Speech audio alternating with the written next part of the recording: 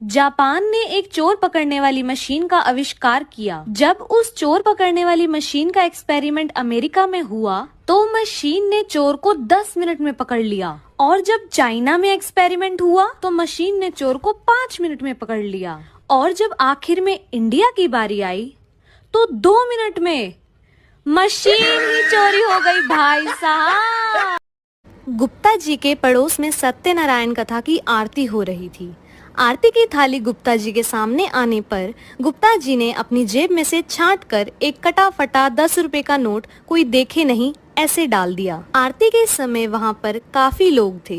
गुप्ता जी के कंधे पर ठीक पीछे वाली आंटी ने थपकी मारकर गुप्ता जी की ओर 2000 रुपए का नोट बढ़ाया। गुप्ता जी ने उनसे नोट लेकर आरती की थाली में डाल दिया। गुप्ता जी को अपने 10 रुपए डालने पर थोड़ी लज्जा भी आई। बाहर निकलते समय गुप्ता जी ने उन आंटी को श्रद्धा पूर्वक नमस्कार किया। तब आंटी ने गुप्ता जी को बताया कि 10 का नोट निकालते समय आपका 2000 रुपए का नोट जेब से गिरा था, वो ही आपको वापस किया था। गुप्ता जी वहीं बेहोश हो गए।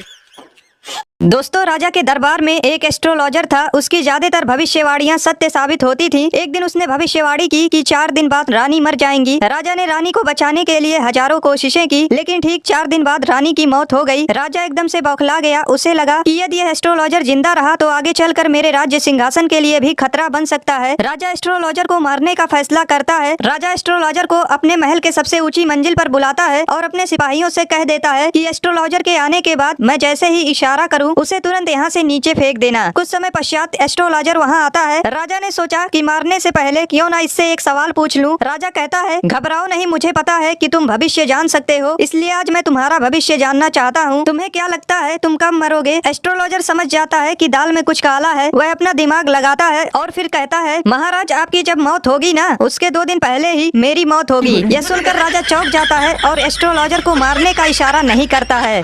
अगर कोई औरत आपकी बात 5 मिनट में मान जाती है तो वो आपकी माँ है। अगर 15 मिनट में मानती है तो वो बहन है। अगर 30 मिनट में मानती है तो वो आपकी बेटी है। लेकिन अगर वह आपके बार बार बोलने पर भी कुछ ना समझे तो वो बहरी है। हर बात में बीवी को बीच में लाना सही नहीं है।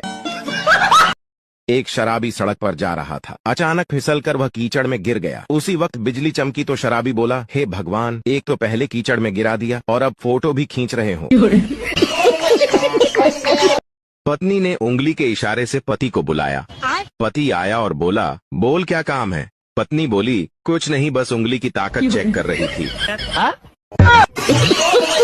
दोस्तों, एक बार एक टीचर ने अपने एक छात्र से पूछा, अगर तुम्हें रास्ते पर एक 100 रुपए का नोट और एक 50 रुपए का नोट पड़ा मिले तो तुम कौन सा नोट उठाओगे? वह छात्र अपने आप को बहुत चालाक समझता था। उसने फट से उत्तर दिया, सर 100 रुपए का नोट। टीचर बोला, तुम मूर्ख हो। तभी टीचर ने यही प्रश्न दूसरे छात्र से पूछा। दूसरे वाले ने उत्तर दिया, सर मैं 50 रुपए का नोट उठाऊंगा। टीचर बोला, तुम और मूर्ख हो। यह सुनकर पहले वाले छात्र ने पूछा, सर आप ही बता दो हमें कौन सा नोट उठाना चाहिए? टीचर ने कहा, बेवकूफ, तुम दोनों नोट नहीं उठा सकते हो। एक बात बताओ, तुम क्या होमवर्क करते हो या मेरी तरह अपनी मम्मी से पिटते हो?